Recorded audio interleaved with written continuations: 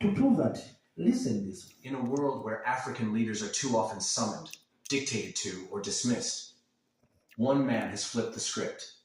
A young captain, bold and unshaken, has walked into the halls of global power, not as a servant, but as a sovereign. Captain Ibrahim Traore didn't just visit Moscow. He returned home to Burkina Faso like a lion, escorted by 7 su-57 stealth fighter jets, riding aboard a plane called the Apocalypse. This is not just a military maneuver. This is a message to the world that Africa is no longer kneeling. Africa is rising. And leaders like Traore are showing us how. Welcome to Make Africa Great. Today, we witness a moment in history and explore what it truly means when one man stands tall against a world that tried to keep a continent small. In a continent weighed down by history, by colonial scars, economic chains, and broken promises, Traore represented something different. He didn't speak like a politician. He moved like a freedom fighter. And the people listened.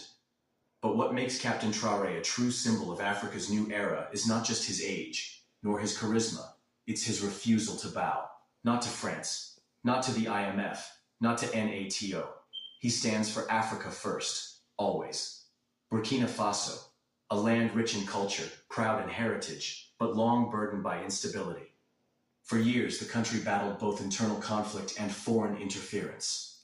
Terrorism surged, corruption flourished, hope faded. Enter Captain Ibrahim Traore. In September 2022, amid rising frustration with the government's failure to secure the nation, Traore led a bloodless coup that shocked the continent. But this was no ordinary grab for power. It was a calculated strike against apathy and against betrayal. With calm determination, Traore addressed the people. He didn't promise foreign aid. He promised freedom. He didn't talk about dependency. He talked about dignity. While the West scrambled to respond, African youth saw in Traore a mirror of their own desires, a leader who didn't speak through diplomatic scripts, but through action, urgency, and defiance.